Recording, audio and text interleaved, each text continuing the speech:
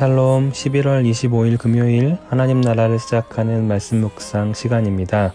오늘 우리에게 주신 말씀은 다니엘서 11장 36절에서 12장 4절의 말씀입니다. 오늘 말씀은 드라마 바이블로 함께 말씀을 듣도록 하겠습니다.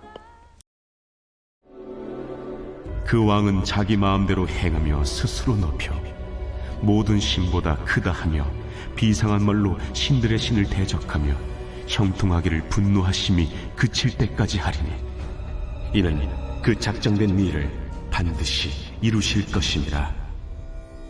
그가 모든 것보다 스스로 크다 하고 그의 조상들의 신들과 여자들이 흠모하는 것을 돌아보지 아니하며 어떤 신도 돌아보지 아니하고 그 대신에 강한 신을 공경할 것이요 또 그의 조상들이 알지 못하던 신에게 금, 은, 보석과 보물을 들여 공경할 것이며 그는 이방 신을 힘입어 크게 견고한 산성들을 점령할 것이요 무릇 그를 안다 하는 자에게는 영광을 더하여 여러 백성을 다스리게도 하며 그에게서 뇌물을 받고 땅을 나눠주기도 하리라.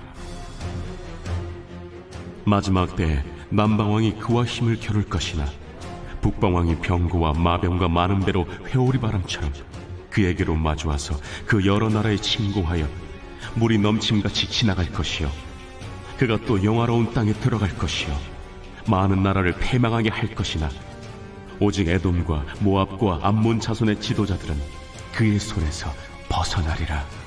그가 여러 나라들의 그의 손을 펴리니 애굽 땅도 면하지 못할 것이니 그가 권세로 애굽의 그 문과 모든 보물을 차지할 것이요 리비아 사람과 구스 사람의 그의 시종이 되리라.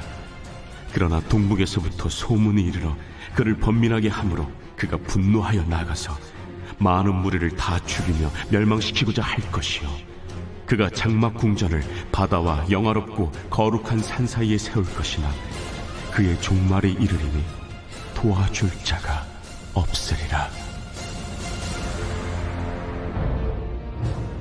그때 내 민족을 호위하는 큰 군주 미가엘이 일어날 것이요 또 환난이 있으리니 이는 개국 이래로 그때까지 없던 환난일 것이며 그때 내 백성 중 책에 기록된 모든 자가 구원을 받을 것이라. 땅의 티끌 가운데서 자는 자 중에서 많은 사람이 깨어나 영생을 받는 자도 있겠고 수치를 당하여서 영원히 부끄러움을 당할 자도 있을 것이며 지혜 있는 자는 궁창의 빛과 같이 빛날 것이요 많은 사람을 옳은 대로 돌아오게 한 자는 별과 같이 영원토록 빛나리라. 다니엘아, 마지막 때까지 이 말을 간수하고 이 글을 봉함하라. 많은 사람이 빨리 왕래하며 지식이 더하리라. 1945년 8월 15일 이날을 광복이라고 합니다. 빛을 되찾았다는 의미입니다. 일본으로부터 빼앗겼던 국가의 주권을 약 50년 만에 우리는 되찾았습니다. 빛을 되찾은 그날, 그런데 모든 사람이 이날을 기뻐했을까요? 누군가에게 이 날은 달갑지 않은 날이었을 것입니다.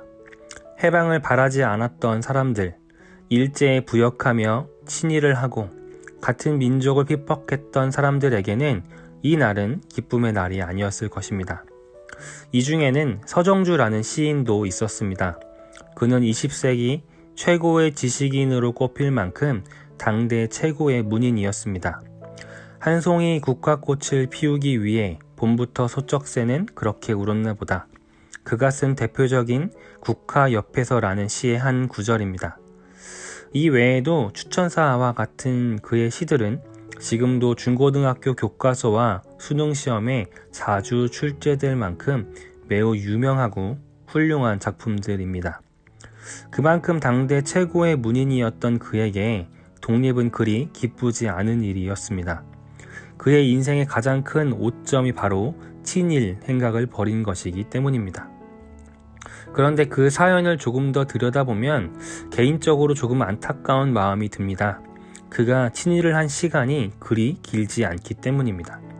서정주는 1930년대까지만 해도 독립운동을 잠시나마 했다 합니다.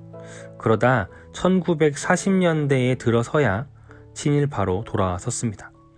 1945년에 독립이 된 것을 보면 그가 친일을 한 시간은 길게는 5년, 짧게는 1, 2년이었을 것입니다. 조금만 더 버텼다면, 조금만 더 참았다면 그에게 붙여진 친일파라는 딱지는 붙지 않았을 것입니다. 그의 뛰어난 필력과 작품들은 아마 더 오랫동안 사랑을 받고 그는 존경을 받았을 것입니다. 그 역사를 지나 후대를 사는 우리의 시각에서 볼 때는 그래서 너무나 안타깝고 아깝습니다.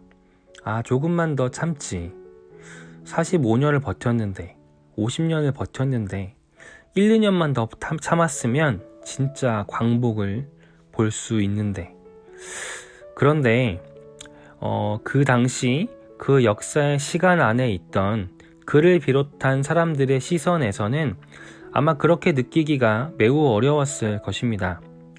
광복 이후 사람들이 그에게 왜 친일로 돌아섰는지 묻자 그는 이렇게 답했습니다. 나는 일본의 지배가 최소 100년은 갈 것으로 봤다. 일본이 전쟁에서 이렇게 빨리 패할 줄은 몰랐다. 그 시간 속에 있던 사람들의 입장에서는 점점 더 강성해지고 절대 무너지지 않을 것 같은 그 거대한 제국과 날로 더해가는 핍박과 폭정은 그들에게 작은 희망마저 내어주지 않았습니다. 역사를 건너온 우리의 입장에서 보면 광복이 코앞에 다가온 시간이었지만 그 시간 안에 있는 사람들의 입장에서는 코앞에 다가온 광복이 전혀 보이지 않았습니다. 오늘 본문 속 다니엘과 그 시간을 함께 산 이들에게도 이러했습니다. 절대 무너지지 않을 것 같은 페르시아 제국과 안티오코스 왕의 폭정은 그들에게 희망을 허락하지 않았습니다. 점점 더 강력해지는 안티오코스의 왕권과 자신들을 향한 핍박의 시간, 그 시간 안에 있는 그들에게 하나님은 그 시간을 넘어 하나님의 시각에서 보는 일들을 다니엘에게 말씀하십니다. 앞선 11장 2절에서부터 4절을 보면 수백 년의 페르시아 제국의 역사를 하나님은 단 몇 문장으로 담아내십니다. 이처럼 천년이 하루 같고 하루가 천년 같은 하나님의 시간 안에서는 그들의 번성은 불과 몇 줄에 불과한 것들이었습니다. 그리고 끝날 것 같지 않아 보이는 그 절망의 바로 뒤에 하나님의 회복과 구원이 기다리고 있음을 하나님은 말씀하십니다. 우린 이 역사의 결말을 잘 알고 있습니다. 하나님의 예언대로 그 강성하고 절대 무너지지 않을 것 같던 그 강한 제국은 멸망하였고 이스라엘 민족은 자신의 나라로 되돌아갔습니다. 그리고 그 시간을 지나 진정한 메시아인 예수 그리스도가 그 민족 가운데 임재하셨습니다. 하나님은 분명 그분의 말씀과 약속이 옳음을 성경을 통해 오늘 우리에게 보여주십니다. 아마도 어쩌면 우리 역사의 서정주와 같이 이스라엘 역사에서도 바로 그 한 발짝, 한 걸음을 더 걷지 못하고 약간의 시간을 더 인내하지 못해 구원을 기쁨으로 받지 못하게 된 이들이 있었을 것입니다. 이는 오늘을 사는 우리에게 중요한 메시지를 전합니다. 우리의 현실도 불과 100년 전 빛을 빼앗겼던 우리 민족의 선배들과 수천 년 전 빛을 잃은 다니엘과 이스라엘 백성들과 비슷하게 느껴집니다. 점점 더 어려워지는 현실, 수년 전부터 반복되어 말하는 더 암울한 미래에 대한 예측, 그리고 실제로 느껴지는 삶의 절망 앞에서 과연 이것이 진짜로 끝나서 기쁨을 되찾는 그 날이 올까 싶습니다. 게다가 교회는 점점 더 빛을 잃어가고 예수 그리스도는 벨사살과 안티오코스가 그랬듯 세상에 무력하게 볼모로 잡혀 계신 듯 느껴집니다. 세상은 그 능력을 발휘하지 못하는 예수 그리스도를 조롱합니다. 이 현실에서 과연 우리의 삶은, 교회는, 예수 그리스도는 그 빛과 능력을 회복할 수 있을까 하는 의문이 듭니다. 그런데 오늘 말씀은 이런 의문을 갖고 있는 우리에게 분명한 메시지를 건넵니다. 이 절망의 몇 발자국 뒤에는 분명한 회복과 광복이 기다리고 있다라고 말합니다.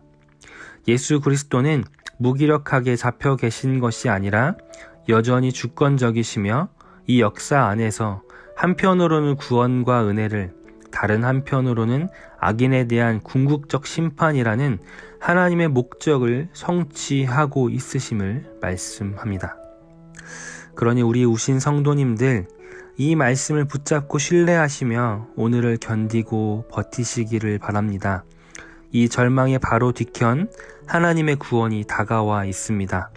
암울한 오늘, 하나님의 약속에 소망을 두고 견디어 바로 다가올 그 기쁨의 날, 그 기쁨을 기쁨으로 맞이할 수 있는 우리 모두가 되기를 소망합니다. 기도하겠습니다. 역사의 주관자이신 하나님, 오늘 다니엘과 이스라엘 민족의 역사 가운데 함께 하시고 그 시간의 주관자 되신 주님을 함께 보았습니다. 역사 안에서 주님의 약속과 예언을 이루셨던 것처럼 지금 오늘의 시간 안에서도 주님의 약속과 구원이 이루어질 것임을 믿습니다. 그 믿음이 오늘을 사는 힘이 되게 하여 주시고 그렇게 견디고 이겨내어 바로 다가올 그 기쁨의 날, 기쁨을 기쁨으로 맞이하는 우리 모두가 되게 하여 주옵소서. 예수님의 이름으로 기도드렸습니다. 아멘. 말씀을 모두 마쳤습니다. 주신 말씀 기억하시며 오늘 하루 가운데도 하나님 나라의 소망함을 강하게 붙잡고 그 소망함 가운데 삶을 잘 견디고 이겨내며 살아가실 수 있도록 함께 기도하시면 좋겠습니다.